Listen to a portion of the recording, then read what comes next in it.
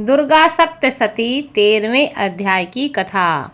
नमस्कार भाइयों बहनों और मित्रों, जय मां गायत्री। आप सभी का मेरे YouTube चैनल शुभकर माही अष्टो में स्वागत है। आज नवरात्रि के 9वें दिन सुनेंगे दुर्गा सप्तशती के अंतिम और 13वें अध्याय की कथा।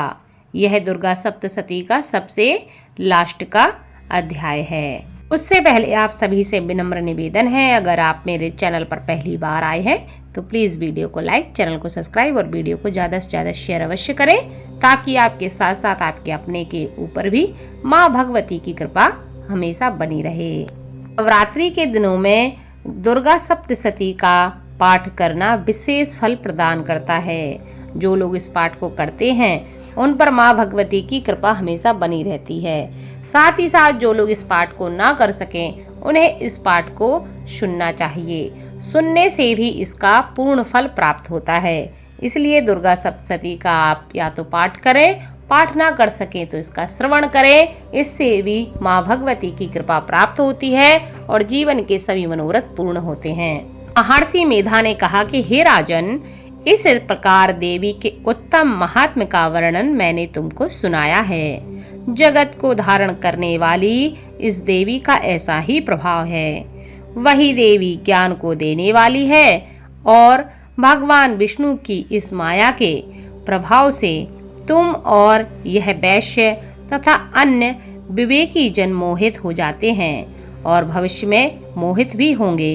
हे राजन, तुम इसी परमेश्वरी की शरण में जाओ।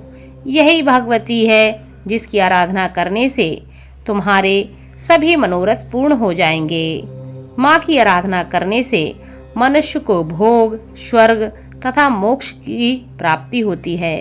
मार्कंडेय जी ने कहा, महर्षि मेधा की इस बात को सुनकर राजा सुरथ ने उग्र व्रत वाले ऋषि को प्रणाम किया और राज्य के छिन जाने के कारण उनके मन में अत्यंत ग्लानि हुई और वह राजा तथा वैश्य तपस्या के लिए वन में चले गए और नदी के तट पर आसन लगाकर भगवती के दर्शनों के लिए तपस्या करने लगे।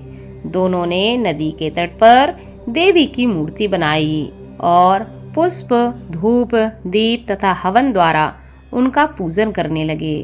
पहले उन्होंने आहार को कम कर दिया, फिर बिल्कुल ही निराहार रहकर भगवती में मन लगाकर एकाग्रता पूर्वक उनकी आराधना करने लगे।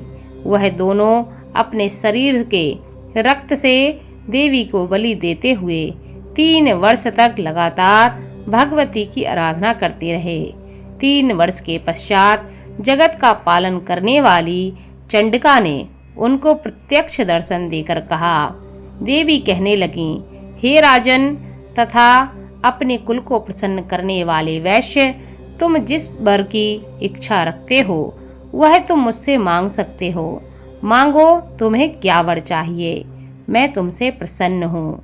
वह वर मैं तुमको अवश्य दूंगी, क्योंकि मैं तुमसे अत्यंत प्रसन्न हूँ। मार्कंडेय जी कहते हैं, यह सुनकर राजा ने अगले जन्म में नष्ट न होने वाला अखंड राज्य और इस जन्म में बलपूर्वक अपने शत्रुओं को नष्ट करने के पश्चात अपना पुनः राज्य प्राप्त करने के लिए भगवती से वरदान मांगा। और वैश्य ने भी, जिसका चित्त संसार की ओर से विरक्त हो चुका था, भगवती से अपनी ममता तथा अहंकार रूप आसक्ति को नष्ट कर देने वाले ज्ञान को देने के लिए कहा। देवी ने कहा, हे राजन, तुम शीघ्र ही अपने शत्रुओं को मारकर पुनः अपना राज्य प्राप्त कर लोगे। तुम्हारा राज्य स्थिर रहने वाला होगा। फिर मृत्यु के पश्चात आप सूर्य देव के अंश से जन्म लेकर सार्वणिक मनु के नाम से इस पृथ्वी पर ख्याति को प्राप्त होगे। हे वैश्य कुल में श्रेष्ठ, आपने जो मुझसे वर मांगा है वह मैं आपको देती हूँ। आपको मोक्ष को देने वाले ज्ञान की प्राप्ति होगी। मार्कंडेय जी कहते हैं, इस प्रकार उन दोनों को मनोवांछित वर प्रदान करके तथा उनसे अपनी स्तुति सुनकर माँ भगवती अंतर्ध्यान हो गईं और इस प्रकार क्षत्रियों में श्रेष्ठ वह राजा सुरथ भगवान सूर्यदेव से जन्म लेकर इस पृथ्वी पर सार्वणिक मनु के नाम से विख्यात हुए। श्री दुर्गा सप्तशती के पाठ के बाद सिद्ध कुंज का स्त्रोत का पाठ अवश्य करना चाहिए। इससे सभी मनोरथ पूर्ण होते हैं और सभी प्रकार के संकट दूर होते हैं। इसी के साथ दुर्गा सप्तशती के अंतिम अध्याय यानी कि 13वें अध्याय की कथा संपन्न हुई। वीडियो को ज्यादा से ज्यादा शेयर करें ताकि आपके साथ साथ आपके अपने भी इस पाठ को सुनकर लाभ ले सकें और माँ भगवती की कृपा उन पर बनी रहे। बोलो माँ दुर्गा की जय।